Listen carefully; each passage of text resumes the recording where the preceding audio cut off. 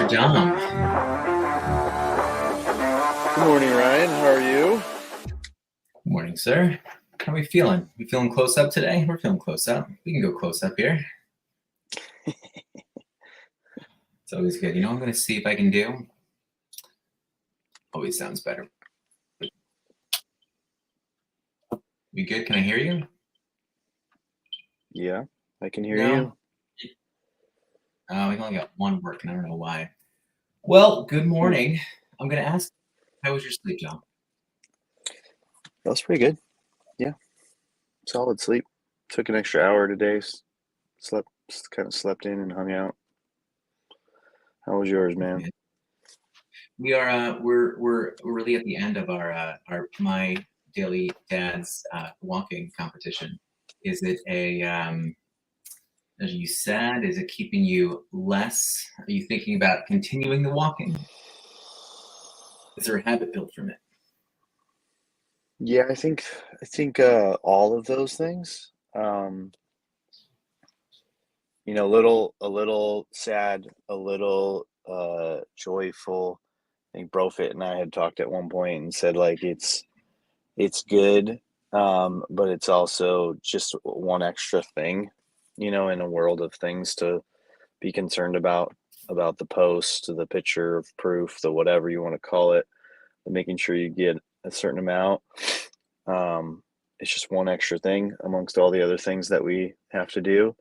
But yeah, it's kind of been a good habit for me. I enjoy going on the walk. I think I want to probably do less steps per day, and more exercise, more body weight stuff per day, because I did feel better when I kind of had a mixture of the two versus lately I've just been all walking, all steps. Yeah, man. I hear you. I feel like those the picture, the proof, and then the walking. It's sometimes the actual proof itself, the picture, the video, all those things. I think overtake the actual purpose of the walk sometimes. Maybe I'm speaking personally. And so I knew that, there's definitely moments here where I knew that I was posting and I felt like, not that I need the recognition, but it's definitely something where I felt as if one was overtaking the other and the purpose of what I was doing was not really for me anymore. But with that said, I think it's definitely something that is necessary to still, I mean, we need that little like mix up sometimes. Sometimes like if we're just doing it for ourselves, like that's where accountability I think starts to kind of fall apart. So it's still a pretty good thing. But I'm Yeah. hoping habits do definitely come out of it because that's kind of the purpose of it. But we got to figure out. Dom recharged our all of our awards and giveaways, so we have those coming. We'll have to figure out exactly how and when we are sending them all out. So exciting stuff. Anyway, guys, good morning to the couch. I'm so happy to see you guys here. We got Dylan, we got David, we got Profit. Guys, thank you so much for being here. To you. Let's drop some gratitude. Let's feel good about today. Science of gratitude is a strong one. Tom, where's your gratitude today? Mine is in like the simple three things. Uh, Morning, Blaze. Um, the simple three things of my life, right? My wife, I spoke with her yesterday, and she was really concerned about her dental procedure. So she went to check in with the dentist, and they said, "Yeah, everything's going the way we want it to go. So you're good. Stop being so worried." So that was good news. Checked in with my kids, all three good, all three happy, all three healthy.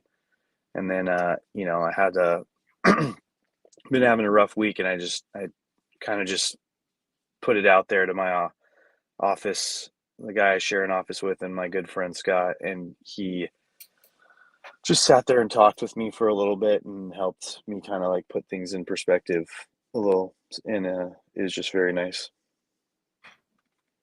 What's the I guess that's maybe not a question that needs to be asked. Your wife is feeling a little bit uneasy about a dental procedure. Is this going to put her out? Is it going to ask you to be doing more home? No, like she already had it on Friday, Oh, and so she was very put out all weekend. She was in in bed and dealing with all the pain, and me and the kids were just bringing ice up to her and everything like that. Oh, nice. And so Monday I felt bad about leaving for work, but as you know, I'm got a lot of stuff going on, so I left, and I was talking to her on the phone. I was like, "Honey, I can come back. I can make it work and move some meetings around today." And she stopped at the dentist, and they're like, "No." And I think it was more of the anxiety of like her thinking it was bad, like and not going well. Like when things look scary, like when you look inside your mouth and it's black and blue, and you're like, "What the heck's going on?" Yeah.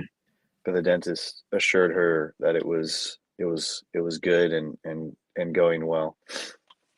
Yeah. Tough week. Tough week with work stuff, and then running home to Yeah, take I care know. of everything else. My goodness. I know.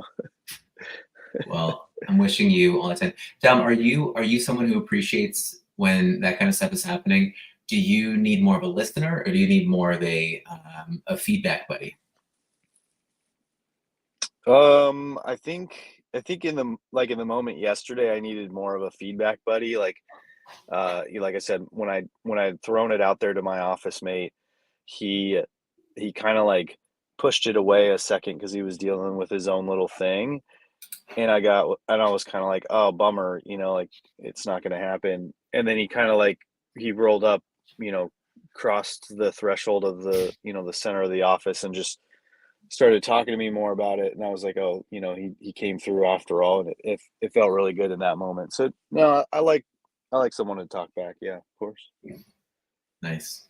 And now I gotta feel like I gotta do my hair too because I saw Blaze doing his. I need to get a haircut. I'm just trying. I don't like my hair right now. I look like a Q-tip. I need to get a haircut too. How about we all get haircuts? Maybe before Comic-Con on Thursday. I'm gonna have to. I don't know. You guys should go get it together when Blaze gets in. Blaze is gonna be staying like a mile from my home. That's awesome. Blaze, you have the comfiest looking sweaters almost every single morning. Is that just a product of like living in the north? I have really ever since I became a professor, I've been really focused on having better sweat. Are you not a professor? No, I'm a professor. I don't always view myself as I identify more with the eel than a professor, but I am a professor. But I just been trying to step up my sweater game. But this is Lululemon. But somebody put another sweater in the dryer, and I tried it on yesterday, and it didn't fit very well. I'm not very happy, but I did it for 5 years. But I did want to ask one question. I'm sorry I got on late, and hopefully just this doesn't bring up bad vibes. But did you get your taxes done, Dom? I made some real good headway, and that will be done today for sure. But yes, we got them there. We had to file an extension, and Heather finished last week, and we switched from using her dad to using like a tax company with all her like complicated stuff she has going on, and I think that we're pretty happy with how it worked out. Nice. We have a guy somewhere on Staten Island that does our taxes that we always hope he's doing something kind of shady, kind of following the rules. We never really know. I don't know, but like sometimes I just want someone to be like, okay, these are all the things that you can do. I feel like a lot of these accountants, and not to say every accountant is like this, but I think that they're a little bit introverted. So, to get into some of these discussions, I'm like, you know what? I feel like we're just going to be talking back and forth, but not knowing what we actually want to ask or say. So I'm not sure. Taxes, man, it gives you a headache. Yeah, and Heather's, and I know mine's always a mess too. So I just figured it out. Haircuts and Lululemon. Guys, did you do the reading? Let's jump over. Jason told me we have to. He didn't tell me this. We have to. I've been keeping track of when we jump to our next thing, so we can get into the reading better. So now, 20 minutes in. What's up, Bukes? Or 10 minutes in, 20 minutes left. Guys, did you do the reading? Did you see all things courage today? Courage is calling. Before we dig in, I just wanted to ask a question, and I just want to say my gratitude is No, we're staying. No, we need structure. We need. No, I'm okay. just kidding. I like jumping in with you guys, and I'm happy to be here. Thank you. And this going along with the reading, they talk about courage and they talk about bravery. I don't know for myself. Is there a difference between courage and bravery, or are they the same thing? I have an answer because I looked up something. Do it. Okay, so if you guys again don't know, always as people check in, that's new. Brian Holiday, the Daily Dad, a daily meditation, all things. And today it is October 15th. Courage is calling. Obviously, I just can't stop thinking about Josh Courage standing in his front yard barefoot, just calling out to Blaze. But courage is calling. So did you guys watch the movie? Did you guys ever see We Bought a Zoo? Yes. I've never bought a zoo. Yet. It's insane for someone to just be like, my life is a mess. I'm going to buy a zoo. But this is one of those moments where I feel like they romanticize these like crazy things all the time. I mean, it's great, right? And Matt Damon did a great job in the movie, although it was actually somewhere in China that this actually happened, which is interesting. I don't know why they whitewashed it. But courage. So I was curious where courage comes from in the brain. But one thing that popped up that I saw is it's over here. I don't know. I think I missed it. But where courage is in the brain, there's like a certain part in your brain that actually gets like it's where courage comes from. And so it's like linked to your amygdala, and it's like right in the back of your brain a little bit. And so it's actually called the seat of courage. But these little moments that like really come up, and I like what they said here is that like courage itself is something that only like happens. Like no one really is courageous except for in a moment. Like you don't like walk around like I'm a courageous person. I think you can be a brave person, but I think a courageous person, it's like courageous is defined by a moment. I think bravery is it can define someone. Their personality type. That's what I was thinking. So an act of courage versus bravery being more of a mindset. Yeah. I'm standing on that hill. All right. I can vibe on that. Okay. Got it. What did you think? What was your answer? I love how he broke it down, and you just alluded to it a little bit too, where,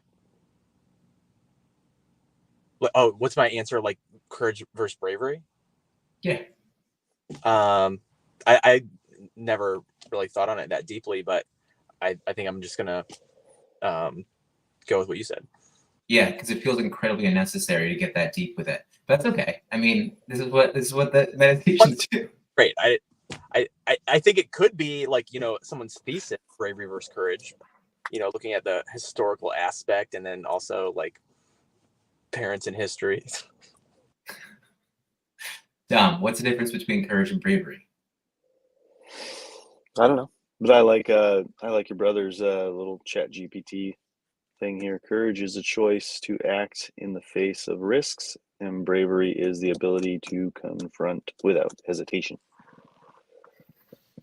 So I don't know that I don't know that answers anything, or that just makes it even more confusing. They kind of just seem like the same thing to me, but they're kind of like happiness and joy, or I don't know. They're just different words. Maybe they mean something slightly different, but I'm not a word person. Well, it's the semantics. This is semantics. It doesn't matter. But it's so fun, I think, to dive into this, because bravery itself, from what I'm thinking from ChatGPT, is that it's like the larger, like I think it's like the larger personality of someone, where courage is going to be that one choice that happens. But that's also what it says here.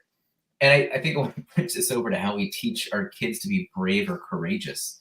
But I do like this. I thought about one movie when I was actually reading this, and you guys tell me I couldn't think of another one, and the other one that I thought about was stupid. Wait, I was like, okay.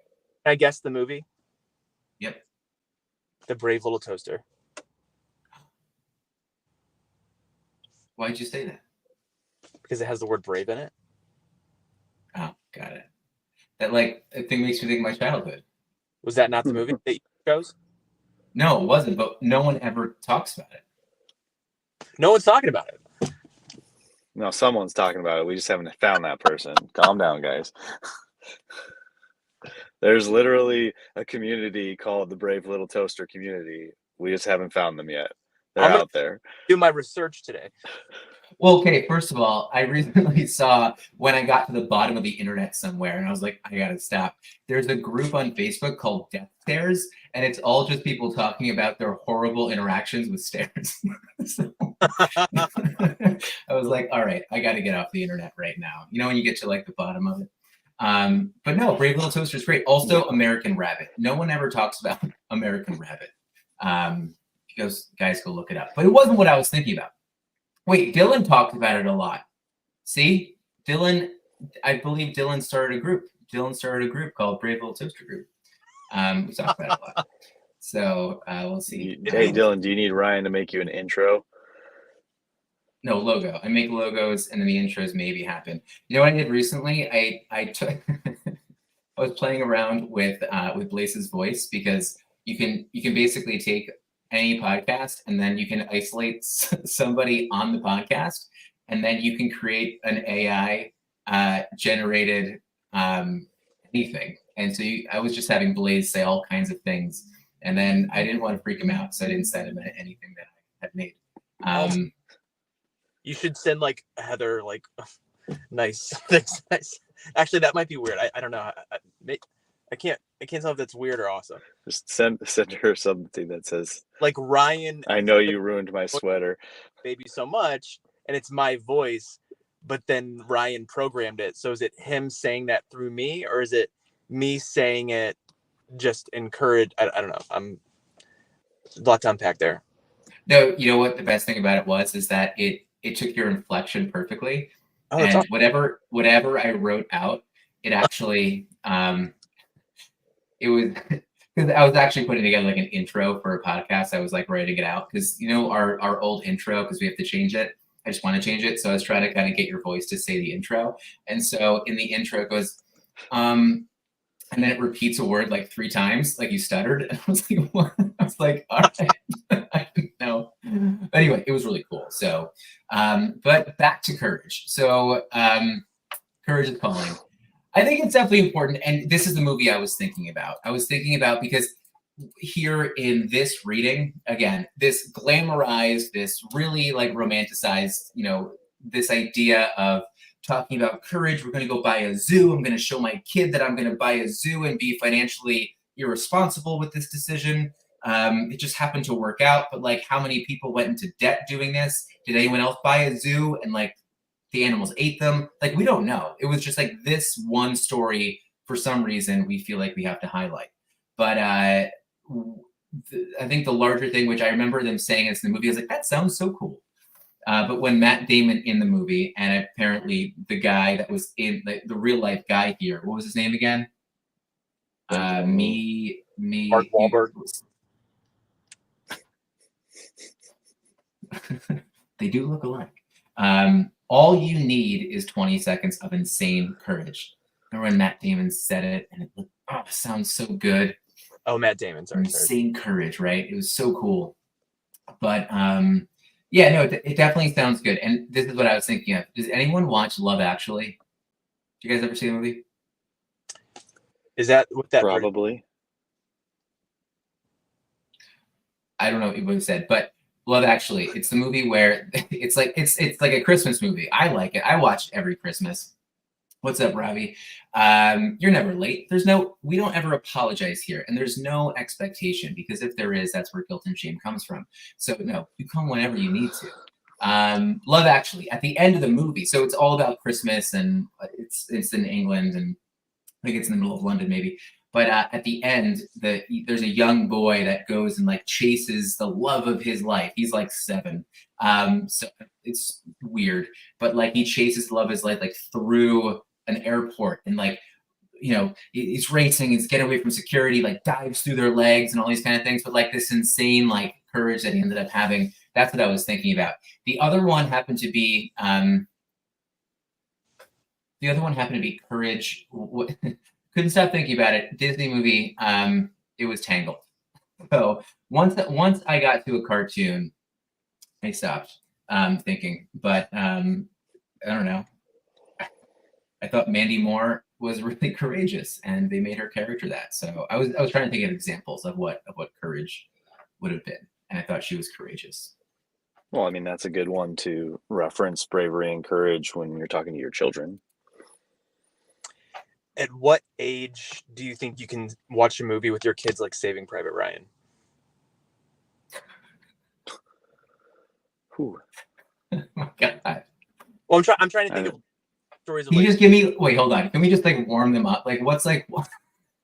I feel like it's like, I can't imagine my 7-year-old just sitting there like crying. Like, this is something I feel like I would want to do when my kid, and Bailey's getting really close, but like when they're the later part of their teenage years / leaving for college, just be like, look, here's 10 books you must read, and here's 557 movies you need to watch. Just because I'm more of a movie and TV show person. But yeah, like that one would be in there, like a bunch more. But yeah, I wouldn't want to watch. I don't know that I'd want to watch any of them with any of my kids right now. Even the 16-year-old.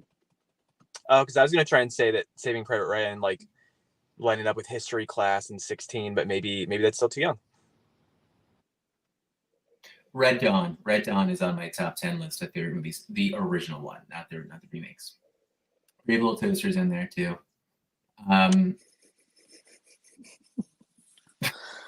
man. My interest span a lot. It's pretty good. Please, I can't stop thinking about my 7-year-old watching Saving Private Ryan, just crying the whole time. So I'm hoping that. But like, I guess I was pretty young when I watched Red Dawn too. I did want to say, I loved how Ryan Holiday talked about at the beginning of the reading, or I listened to it today. Courage is broken up into like tiny little pieces. It's like 20-second acts, helping a kid out, volunteering to like sit with somebody at lunch.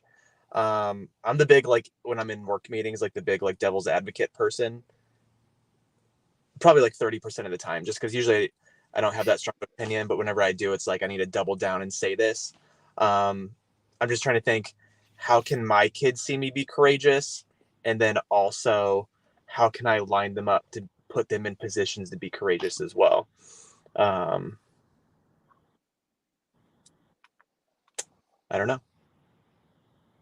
For some reason, I was picturing you in this meeting being a devil's advocate and being like, well, no one's throwing their food. I could just see. I just picture you like throwing your lunch and someone being like, all right, I have a point to make. I don't know why I thought of that, but like your comfy sweater still, so everyone's like, "Oh, he looks so comfy. We can't get mad at him." So how would you teach your kid courage? Like, what's a moment right now? I feel like Dom, your kids right now, do they have to be courageous in any way at the moment? Is there anything that you have to like teach them? It's like you just gotta do that, and that moment's gonna help them. Or are you showing them courage in any way? It's usually with like mine. The way I do it is usually about, especially with Bentley when he wants to go play with someone at the park, and it's like someone he doesn't know, and it's like, look, just go up and ask them or go talk to them. I'll be close by, but like the goal is to, where he just gets out there and does it, versus most of the time it's like, no, Dad, come with me. Like, can you ask them? And that kind of stuff. That's what I think about most. Yeah. I'm kind of coming to this thought is that I feel like courage and bravery is almost this like, you kind of have to build yourself up to it, because I don't think that you can have courage or bravery without overcoming fear, right? So it's like, if you are courageous or you are brave enough, I feel as if you need to have overcome the thought of like, yeah, I can definitely fail, right? And so I don't think bravery or courage can happen in the absence of possible failure. That's my kind of thought. So like teaching a kid to go up to someone on the park, it's like the kid might not really even like you, right? Or buying a zoo, it's like, well, you can get eaten by animals, or you can just fail and you can lose all your money. I think any of those, I feel like failure needs to be something that is like, I don't care if I fail, right? Like courage and bravery, I'm almost thinking about that. And so it brings me to the thought of needing to share failure with your kids first. Like teaching your kid failure is a prerequisite to truly being brave or courageous. That's my thought. I have to go to work meeting, but I just wanted to share. Jason brought it up, which I really liked, was like, you can't be, or maybe you'd said it, Don, but you can't have courage or bravery without fear. So now I'm thinking like maybe I need to like dip into like my kids' fears a little bit and create moments of being brave or courageous in that way. And I think, Dom, you bring up a really good one, just like saying hi to someone you don't know and play at the park. But have a great day, everybody. Love you. See you. All right. Yeah, it was your brother, Jason. Oh yeah, I didn't even realize that. I think we are on the same wavelength there. I think it's a good point. I think that Blaze also has an excellent point too, is that if we want to really teach our kids about bravery and courage, we have to understand what their fears are and maybe start to kind of push them towards those. I don't know if watching Saving Private Ryan is the best way to do it, but finding, what are they scared about? Is it trying a new food? Is it, applying to a college they're afraid to, fail? Or is it starting a business when they're, 14 or 15? So it's a good point. Sometimes these things feel a little bit silly. Like, why would we talk about this? But I feel like you kind of have to break it down and kind of work through all those little thoughts. So, yeah. No, I think it's like, I read somewhere, it's like, I mean, the hard part about being a kid and being a parent is they have these feelings inside of them, and they don't know why exactly they feel them. And it isn't until they, talk about it more, or until we question them about it more, that they actually can like put a name to whatever it is. Like, they don't know why they feel the way they feel. Like, they want to go talk to that kid on the playground. He looks to be the same size. They're wearing the same shirt, like whatever, but there's something that's like holding them back, and they don't understand it. And it's not until you like have those conversations with them about, fear and nervousness and anxiety and like all these other things, courage and bravery, and what's the worst that can happen? The kid says no, I gotta go home, or no, I don't want to play with you. Or at the same time, like the kid is probably thinking the same exact thing as you are.